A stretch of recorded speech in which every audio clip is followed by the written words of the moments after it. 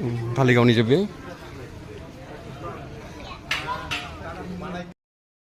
लोगोफोर गुड इभिनिं आं मोनायावसो भिडिअ बानायनाय जाबाय दिनैना मोनायाव भिडिअ लाबोदों दिनै धालिगाव फैदों धालिगाव होननाय जायगायाव नायदोल' दिनै भिडिअखौ खिन्थु बर'निसो बानायगोन दै हिन्दीनिखौ बारा बानायथ'लालाय हिन्दी एसे बर' एसे बिदि बानायगोन मालाबा हिन्दी बानायसैलाय जानाय जोंना लोगोफ्राबो हिन्दीनि बानायनो थोनो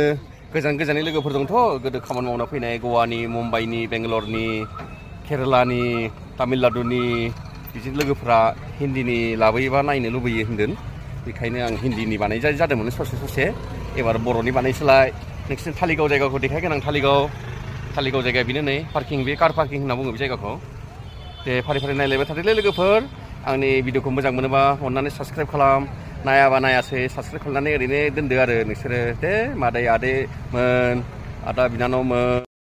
धालिगाव जायगा बेनो आं नोंसोरनो फारि फारि देखायलांसै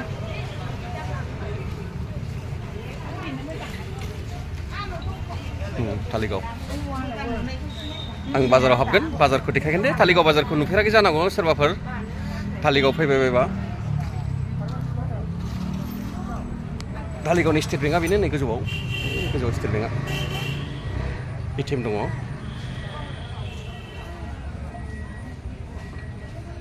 आं नोंसिनि धालिगाव एटिएमखौ देखायनोसै नै बेनो धालिगाव स्टेट बेंक एटिएम धालिगावनि मेन गेट हाबनाय लामाया बेनो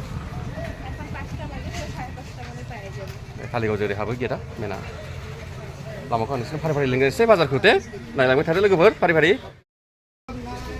किमान करी किसिसे बर' भाषा नाजाने एगला किमान लिबुटा 10 টাকা জোড়া আরে খুচুটা 20 টাকা আর এটা ও 60 টাকা কিলো হিসাব ও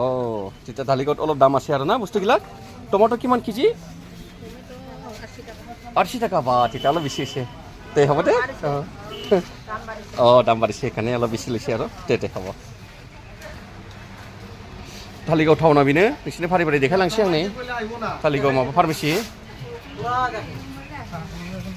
नै धालिगाव दिंखिया मैगं मोनो दादा किमान এইবিলাক 20 টাকা এইটো একটাত আমার পিনে 10 টাকার পায় হ'ব দে 20 টাকার দে धालिगावखौ नायदो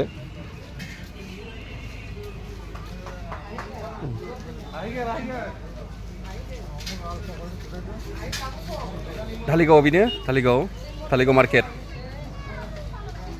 मार्केटखौ नायदो दादा किमान निरगिलाक गाखिरটা किमान এটা टपला 35 बिदिबा माबा बारा थाइबा बारा जाबाय धालिगावआव दे अखा हाबाय दा एसे दे खोबदो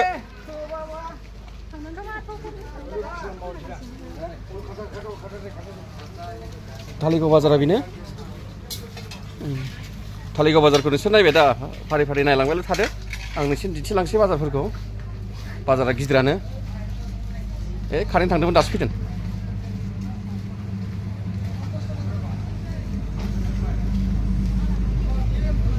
बेसे मादै बिसोरो बेहा 30 टाका ओमफ्राय बेहा दे बेखौनो आं नोंसोरलाय 40 दे एसे दाम बारा धालिगाव ना मादै दे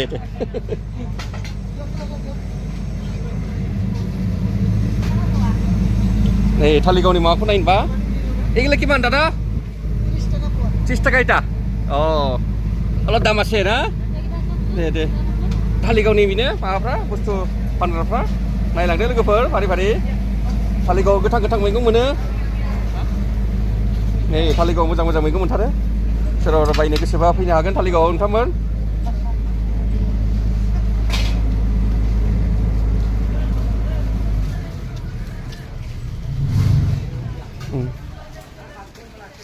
बेसे मादै बियो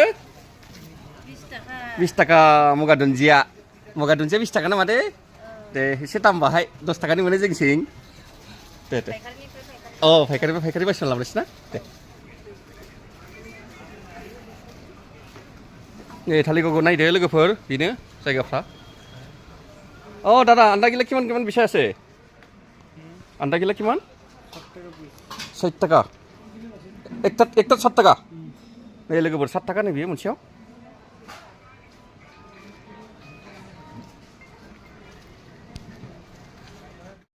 थालिगावखौ आं देखायबाय दा लोगोफोर नुबाय ना नै थालिगावआ बिदि जोब मैगं बाजाराबो गिदिरथार फिसा नङा नोगोद गिदिर दावदैफोर मोनो नै दावदैफ्रा मोजां मोजां दङ दावदैफोर लायोबा मोजां मोजां बेफोरखौ नै किमान दादा एकटात 220 একটা কিমান দর্জন প্লেটত 220 টাকা নে প্লেটত मोजां मोजांथार ভাল ভাল আছে थालिगाव बिनो लोगोफोर थालिगाव टाउनखौ नोंसिनि देखायजोबनोसै लोगोफोर नायदोल' फारि फारि नायलांबाय था आंनि भिडिअखौ मोजां मोनोबा साबस्क्राइब खालामना हो बयबो लोगोफोर लायनाय थालिगाव मार्केट पुरा थालिगाव मार्केट नै थालिगाव मार्केट थालिगाव मार्केटा गिदिरानो लोगोफोर नायहर नोगोद गिदिर जायगाफ्रानो आं नोंसिनो फारि फारि देखायलांनोसै लोगोफोर नायलांबाय थादो थालिगाव टाउनखौ माबायदि थालिगावनि दाउ बयलार दखान थालिगावथ' बरिया मार्केट गेला ভাল না थालिगाव কিমান মুরগি লোকেলটা 450 কেজি ও আর বয়লার 250 বয়লার ঠিক আছে অলপ কমই আছে ইয়াত আমার পিনে অলপ দাম বেশি 450 আমার এইফালে 500 নে थालिगाव बयलार दखान এই बोरमा जायोबा बोरमा ও দাদা খাসি গিলা কিমান 600 কেজি তিতে কমে আছে তো এইফালে আমার পিনে 650 লয় এতে তিতে थालिगावত কমে আছে রে কোনবা আইলে লবি দাদা গিলা मोजां मोजांथार नै थालिगाव एसे खमनि मोनो 600 निनो केजि नै बावबो दं अ नै नानि जायगा दं नानिसिम थांला आङो लेथ्राथार नै बयलार बयलार दादा এটা কি এটা ও ভারো কিমান কেজি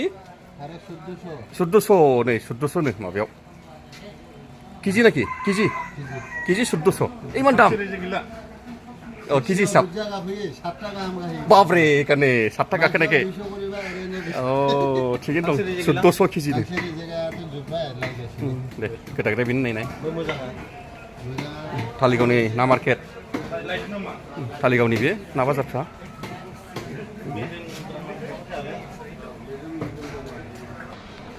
नायलांदो थाबाय लोगोफोर नायलांबाय था फारि फारि थालिगाव मार्केटा बेनो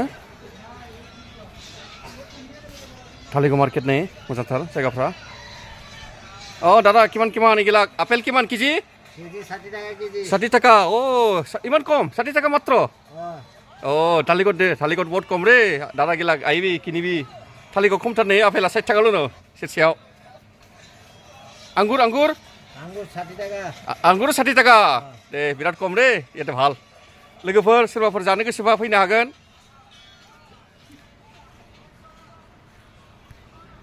थालिगाव टाउना एसेनोसै लोगोफोर नायलांबाय थादो थालिगावआ नै थालिगाव बे बुस्थुफ्रा एसे दाम गोजा आरो एसे दामि गोजा थालिगाव थारमाने बिआरपिएलआव खामानि मावग्राफोर दंथ' बेखायनो दामि बियो थालिगावनिफ्रा जितु बुस्थुफ्रा एसे दाम गोसा आरो खालि आपेलखौल' एसे खम होननाय खोनादों आं आपेलाल' दाम खम जाहैबाय आपेला डाइरेक्ट जम्मु काश्मीरनिफ्राय साप्लाय फैयोनो बेनिखायनो दाम खम आपेला सोरनोबा आपेल जानो गोसोबा आपेलखौल' दाम खम होनना बुंदों दस्रा मैगं थाइगंआ एसे दाम गोसाजोब लोगोफोर एसेनोसै मोजां मोनोबा आंनि भिडिअखौ नायलांबाय थादो लोगोफोर साबस्क्राइब लाइक खालामना हो जय हिन्द जय भारत